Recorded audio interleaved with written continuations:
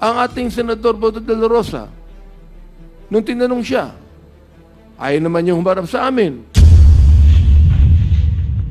Pinapaharap namin para maging malinaw lahat ng bagay. Anong ginagawa niya? Nagpupunta sa media. Kung ano-anong pinagsasabi niya.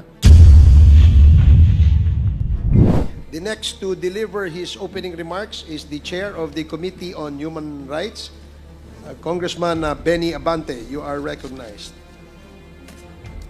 Maraming salamat, Mr. Chair. Magandang umaga po sa inyo lahat, sa ating mga colleagues, sa ating mga resource speakers and witnesses. Salamat po sa inyong pagdalo muli sa Quadcom hearing na ito. Kayo po ay kasama naming mga lingkod ng ating bayan.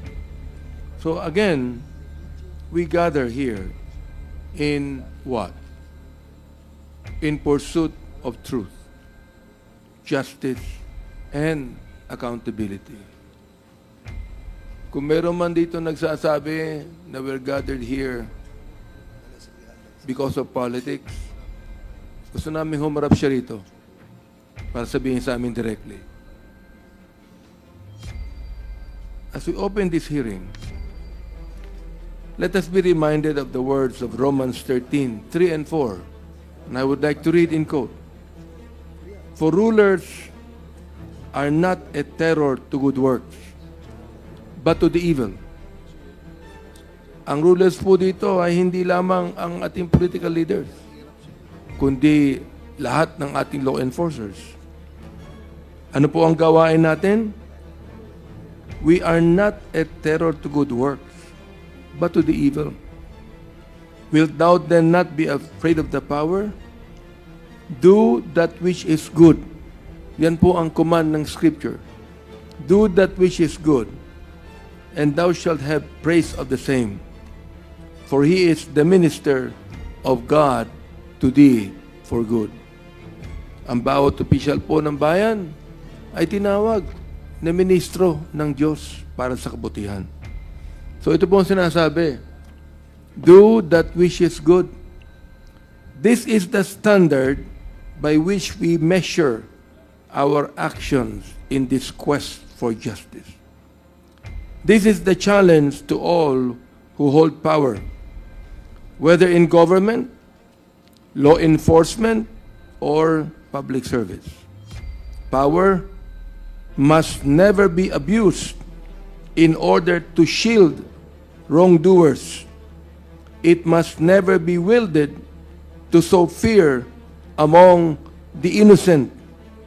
Power must serve only one purpose: to uphold what is just and to bring evil to account. Yet, time and time again, in the course of these hearings, we have seen the opposite. Those entrusted with the duty to protect have enabled injustice. Those who swore to uphold the law have hidden behind silence. Those called to testify, like former PIDEA Chief Wilkins Villanueva, and I would never question his good record in the Philippine National Police. I admire what he has done. But he has refused to answer the people's questions, forcing us to cite them for contempt. This is not a mere legal matter. It is a moral one. After all, the first laws that were made in the world were based upon a moral code. If we are to serve justice, if we are to save our countrymen from the clutches of extrajudicial killings, illegal drugs, and pogos that have corrupted our institutions, then we must do that which is good. And this begins with the truth. May mga taong pinapasalamatan ang dating administrasyon sa war on drugs. kine-question kami kung mas maganda ba na ang Pilipinas ay mahulog sa droga kaysa labanan ng droga. Sinabi namin, inulit-ulit namin dito, sinuportahan namin ang dating administrasyon sa war on drugs.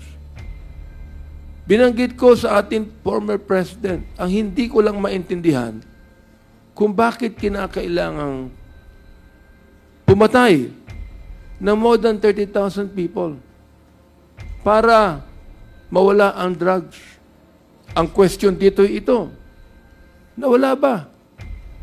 Hindi nawala ang drugs. Ganun pa rin.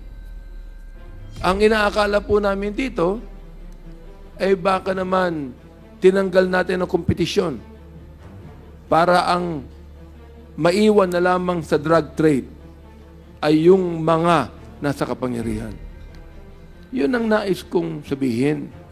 Oho, ayaw po natin mahulog ang bansa sa droga. Ayaw po natin yan. Pero ayaw din natin na ang buong Pilipinas maging killing fields. Na pumatay tayo na hindi sinusunod ang ating saligang batas. Dito po ay atin ang nakita. Nung tinanong namin, bakit binaril to? Bakit pinatay ito? Sapagkat order po ito ng aming nakakataas. Kahit po ba ang order na nakakataas ay hindi ayon sa saligang batas, susundin ng ating mga law enforcers? Ano po ang sagot ng ating mga ibang law enforcer officials? Hindi po. Dapat sundin ang saligang batas.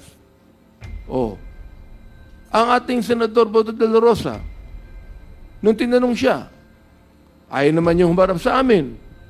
Pinapaharap namin para maging malinaw lahat ng bagay. Anong ginagawa niya? Nagpupunta sa media. Kung ano-anong pinagsasabi niya. Sinisipa niya ang mga kapulisan na alam nila ang batas. Hindi nila dapat sundin ang nakakataas sa kanila kung naniniwala sila na hindi ito ayon sa batas. Pero sinunod Di ba? Now, yet, kahit na po sa kanya mga bagay, mga kababayan, I am not without hope. Mga kasama, the Quadcom was not convened to chase imaginary shadows.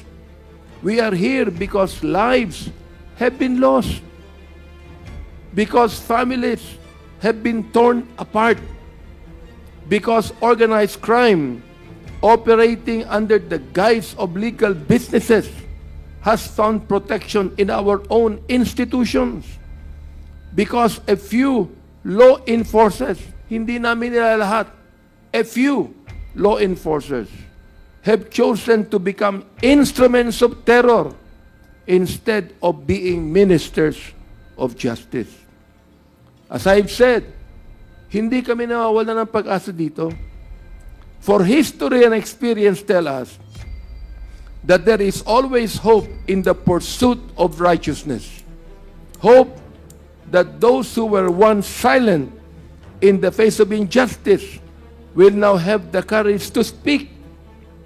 Sinabi ko po yan sa Committee on Human Rights na huwag na kayong matakot sapagkat gumagawa na tayo ng paraan upang ma-address ang problemang ito.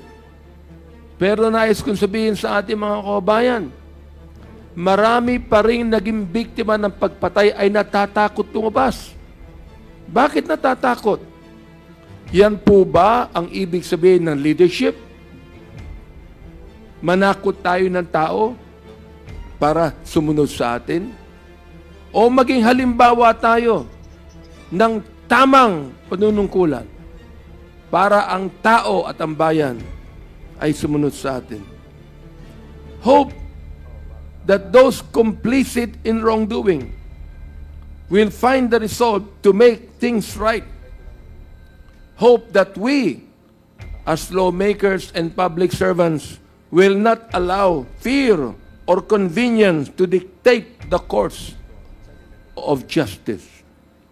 to those who come before this committee, to those who still hesitate, to those who are reluctant and afraid to speak the truth, do that which is good. Not for us, not for politics, but for your countrymen who have suffered in silence. For the time for evasion has passed. The time for justice is now. Let these hearings be evidence of our commitment and proof of our resolve. We seek not vengeance, only truth. We wield this power not for personal gain, but for our people. And we will not stop until the evildoers who have plagued our country are unmasked, until justice is restored, and until righteousness prevails. Anuman ang pananakot na ginagawa sa amin. So may God guide us in the days ahead. Tayo po ay kasama naming mga lingkod ng ating bayan. So again, we gather here in what? In pursuit of truth, justice, and accountability. Kung meron man dito nagsasabi na we're gathered here because of politics, gusto namin humarap siya rito para sabihin sa amin directly. As we open this hearing, let us be reminded of the words of Romans 13, 3 and 4. And I would like to read in quote. For rulers are not a terror to good works, but to the evil. Ang rulers po dito ay hindi lamang ang ating political leaders, kundi lahat ng ating law enforcers. Ano po ang gawain natin? We are not a terror to good works, but to the evil.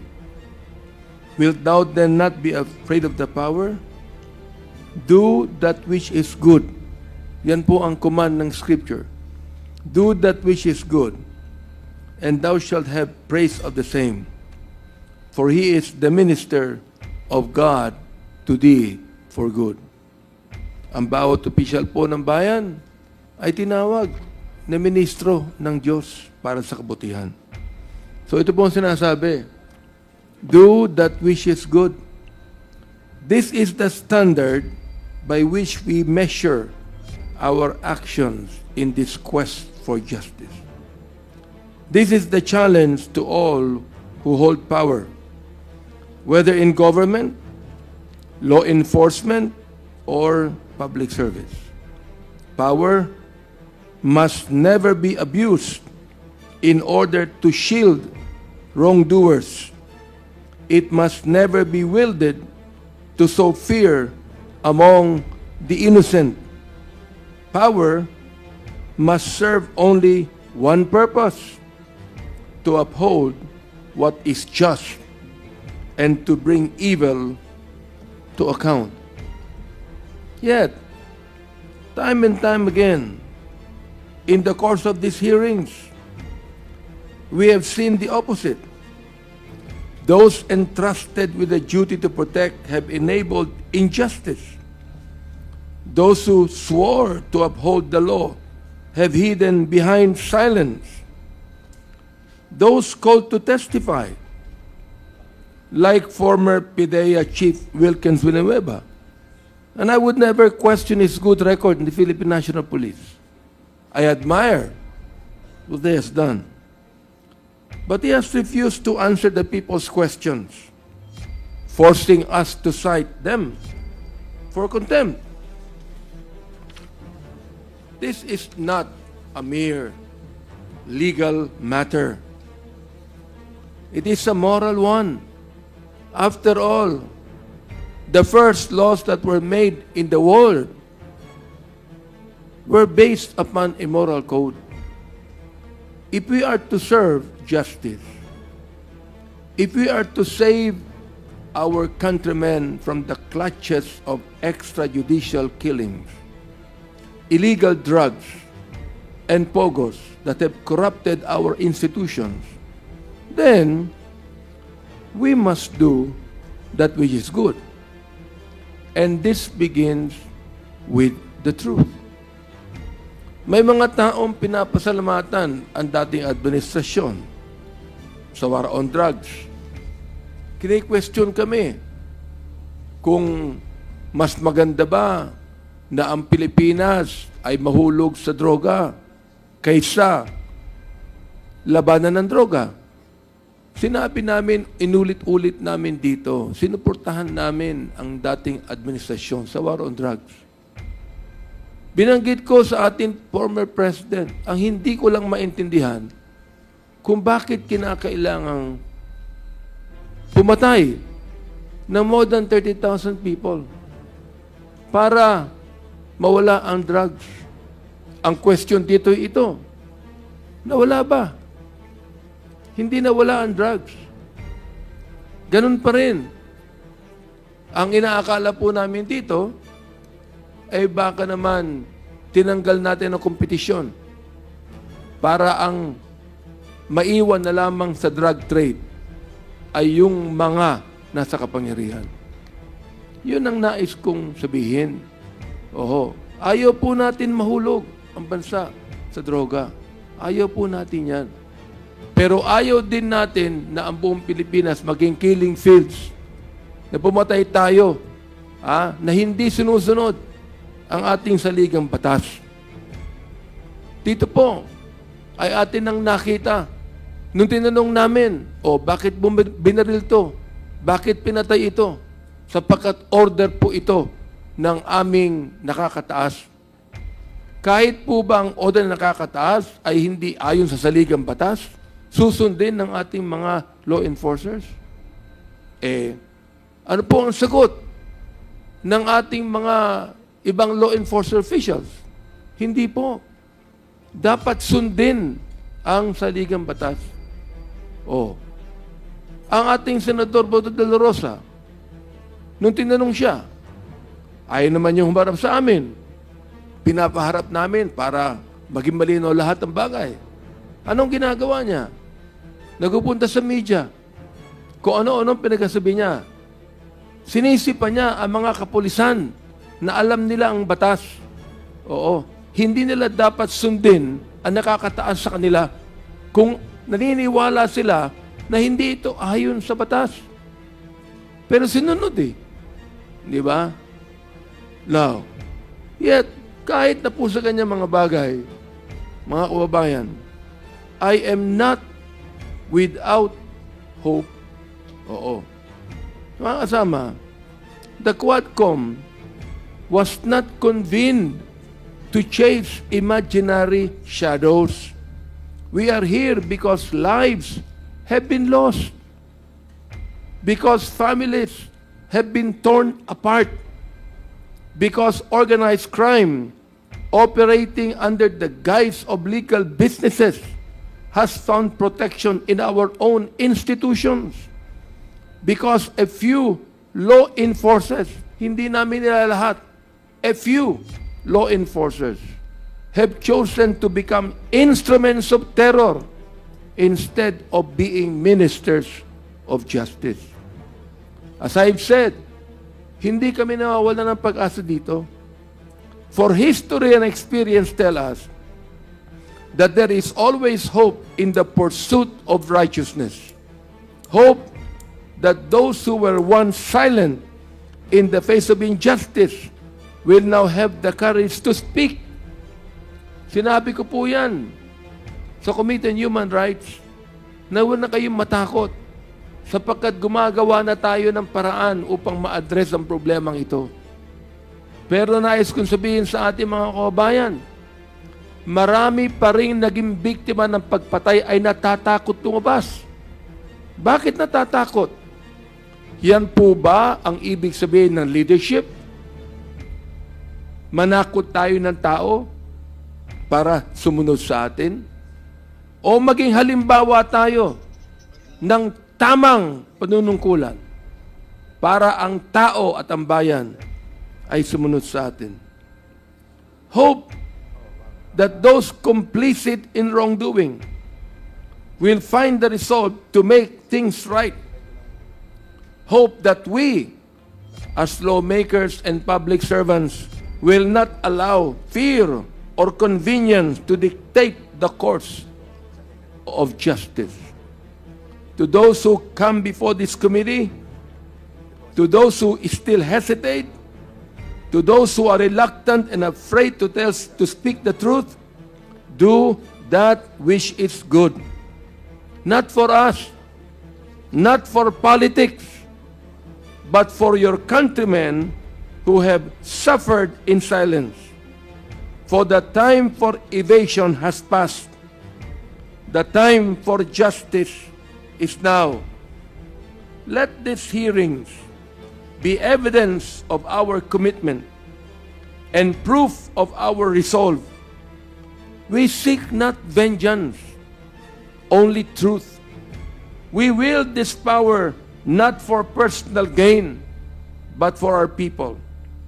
And we will not stop until the evildoers who have plagued our country are unmasked, until justice is restored, and until righteousness prevails. Anuman ang pananakot na ginagawa sa amin.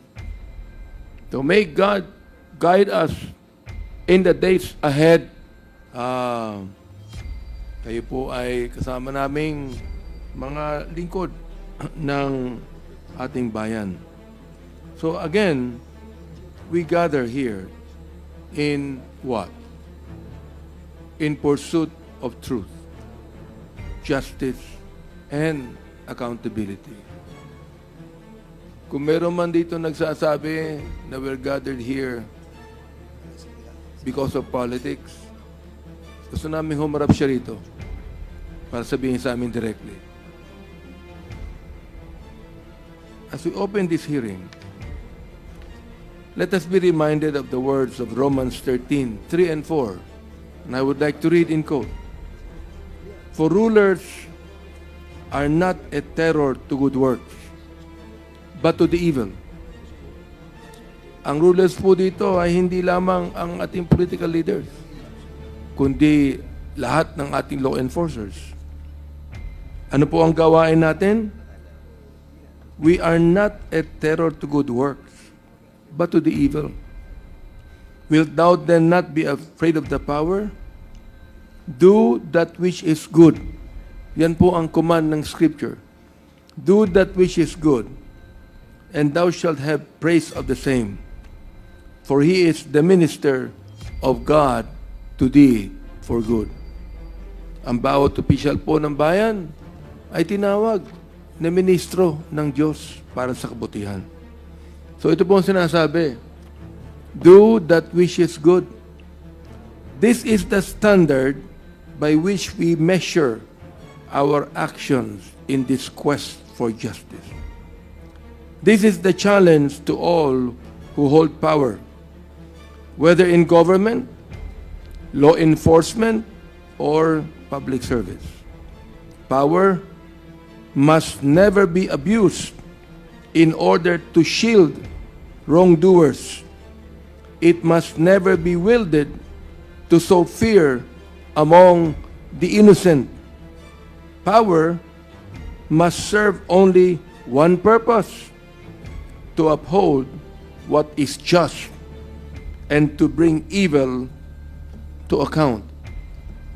Yet, time and time again, in the course of these hearings, we have seen the opposite.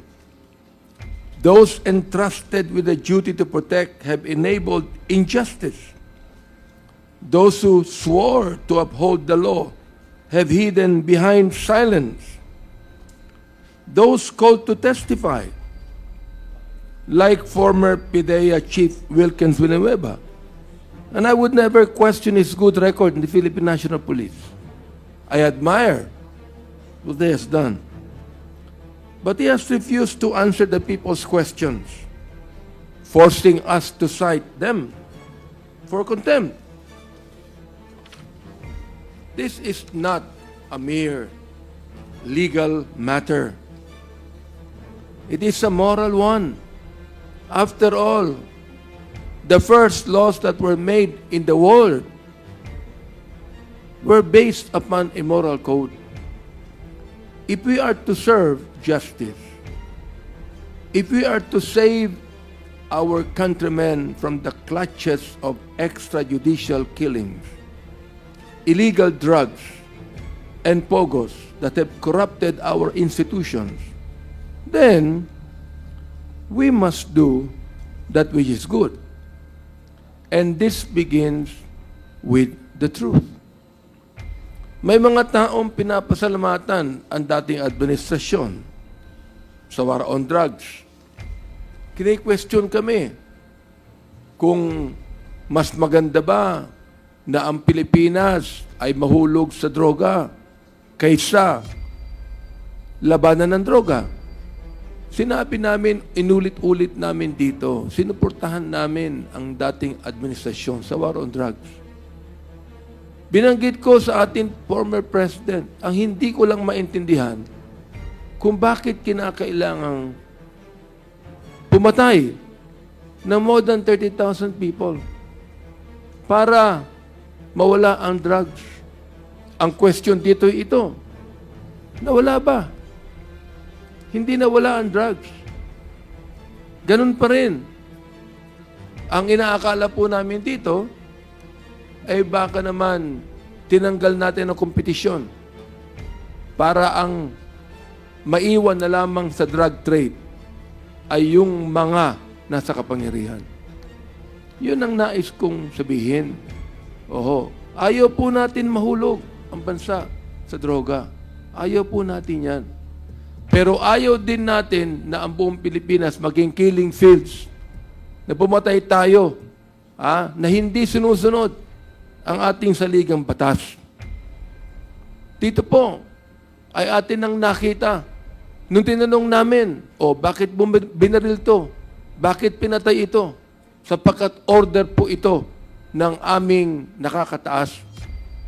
Kahit po ba ang order na nakakataas ay hindi ayon sa saligang batas, susundin ng ating mga law enforcers? Ano po ang sagot ng ating mga ibang law enforcement officials? Hindi po. Dapat sundin ang saligang batas. Ang ating Senador Boto de la Rosa, nung tinanong siya, ayaw naman yung humarap sa amin. Pinapaharap namin para maging malinaw lahat ng bagay. Anong ginagawa niya? Nagpupunta sa media. Kung ano-anong pinagsasabi niya. Sinisipa niya ang mga kapulisan na alam nila ang batas. Hindi nila dapat sundin ang nakakataas sa kanila kung naniniwala sila na hindi ito ayon sa batas. Pero sinunod Di ba? Now, yet, kahit na po sa kanya mga bagay, mga kababayan, I am not without hope. Mga kasama, the Quadcom was not convened to chase imaginary shadows. We are here because lives have been lost, because families have been torn apart, because organized crime operating under the guise of legal businesses has found protection in our own institutions, because a few law enforcers, hindi namin nila lahat, a few law enforcers have chosen to become instruments of terror instead of being ministers of justice. As I've said, hindi kami nawawala ng pag-asa dito. For history and experience tell us that there is always hope in the pursuit of righteousness. Hope that those who were once silent in the face of injustice will now have the courage to speak. Sinabi ko po yan sa Committee on Human Rights na huwag na kayong matakot sapagkat gumagawa na tayo ng paraan upang ma-address ang problemang ito. Pero nais kong sabihin sa ating mga kababayan, marami pa rin naging biktima ng pagpatay ay natatakot lumabas. Bakit natatakot? Yan po ba ang ibig sabihin ng leadership? Manakot tayo ng tao para sumunod sa atin? O maging halimbawa tayo ng tamang panunungkulan para ang tao at ang bayan ay sumunod sa atin? Hope that those complicit in wrongdoing will find the resolve to make things right. Hope that we, as lawmakers and public servants, will not allow fear or convenience to dictate the course of justice. To those who come before this committee, to those who still hesitate, to those who are reluctant and afraid to speak the truth, do that which is good. Not for us, not for politics, but for your countrymen who have suffered in silence. For the time for evasion has passed. The time for justice is now. Let these hearings be evidence of our commitment and proof of our resolve. We seek not vengeance, only truth. We wield this power not for personal gain, but for our people. And we will not stop until the evildoers who have plagued our country are unmasked, until justice is restored, and until righteousness prevails. Anuman ang pananakot na ginagawa sa amin. So may God guide us in the days ahead. Maraming salamat po at manigong bagong taon sa inyong lahat. The next to deliver his opening remarks is the Chair of the Committee on Human Rights, Congressman Benny Abante. You are recognized. Maraming salamat, Mr. Chair. Magandang umaga po sa inyong lahat, sa ating mga colleagues, sa ating mga resource speakers and witnesses. Salamat po sa inyong pagdalo muli sa Quadcom hearing na ito. Kayo po ay kasama naming mga lingkod ng ating bayan. So again, we gather here in what? In pursuit of truth, justice, and accountability. Kung meron man dito nagsasabi na we're gathered here because of politics, gusto namin humarap siya rito para sabihin sa amin directly.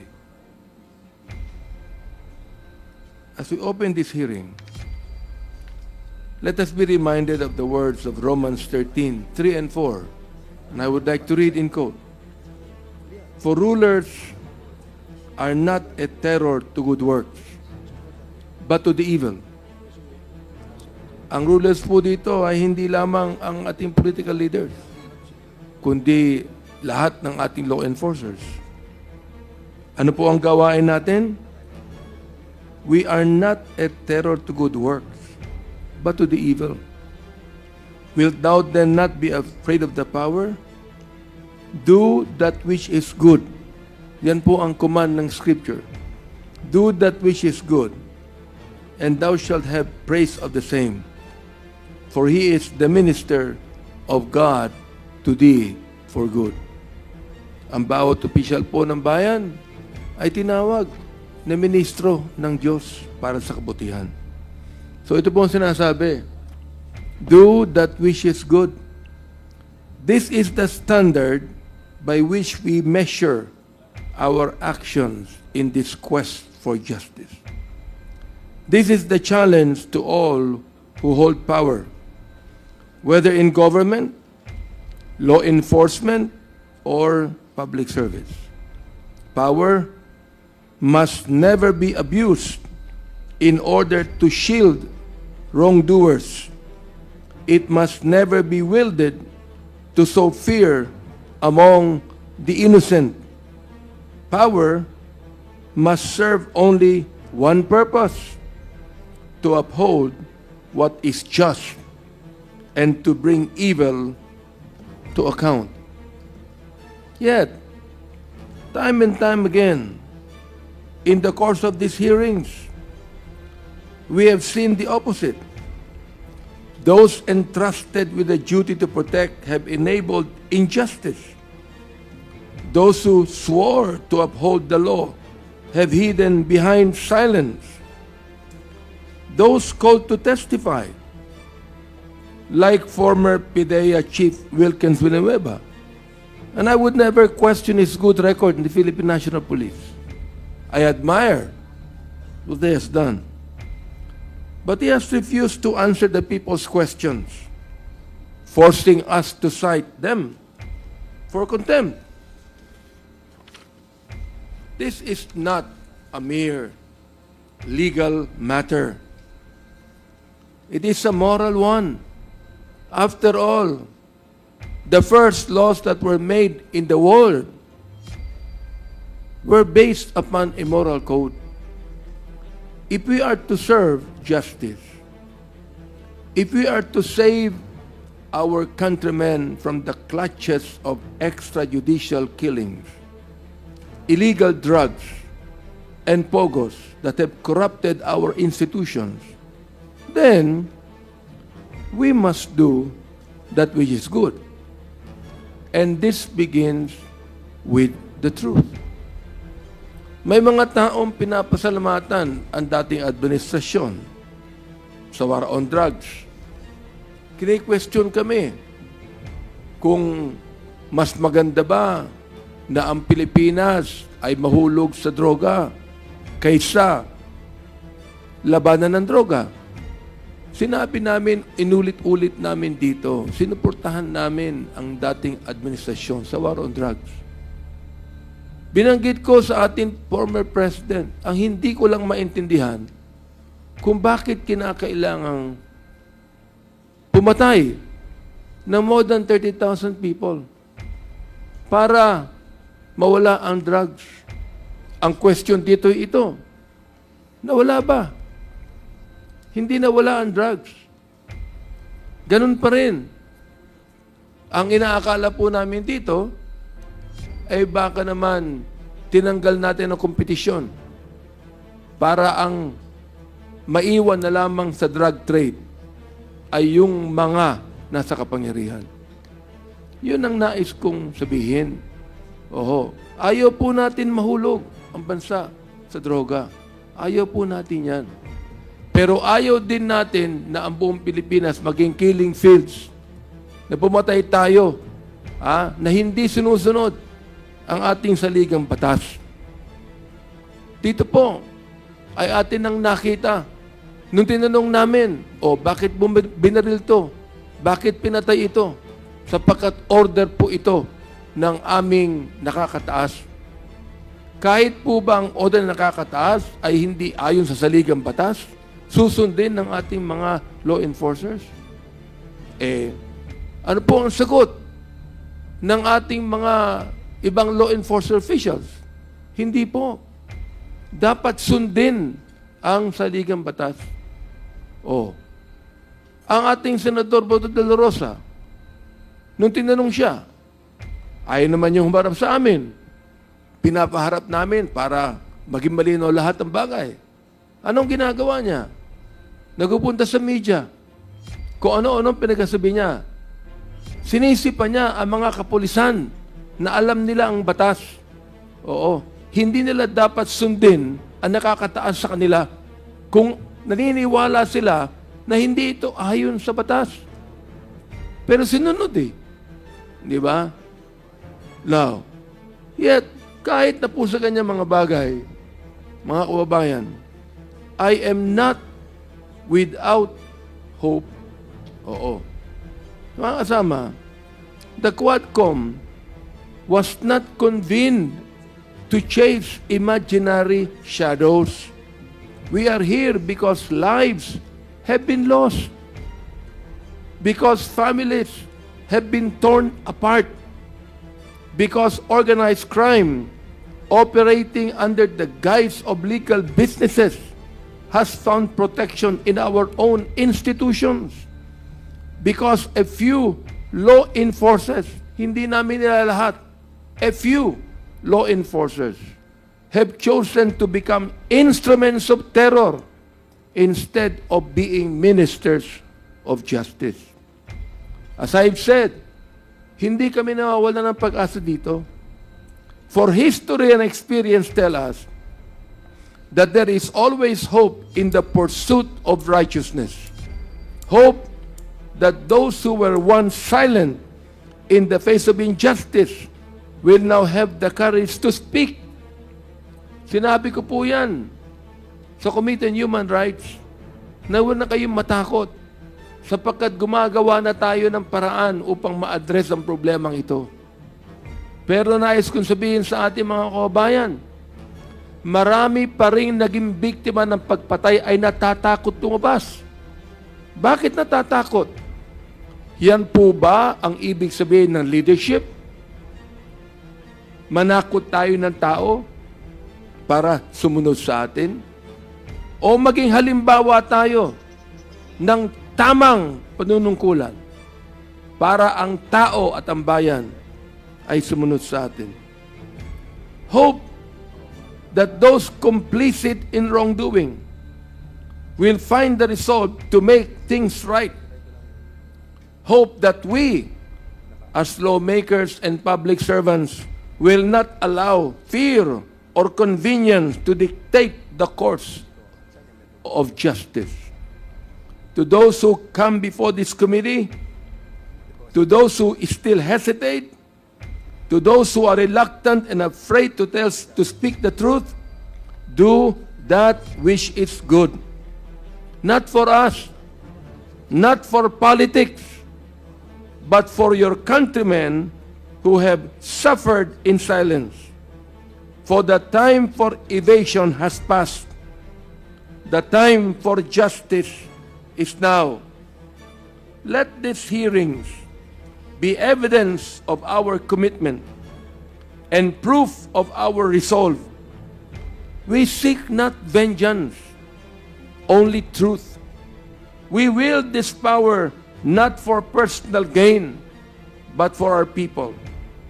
And we will not stop until the evildoers who have plagued our country are unmasked, until justice is restored, and until righteousness prevails. Ano man ang pananakot na ginagawa sa amin. So may God guide us in the days ahead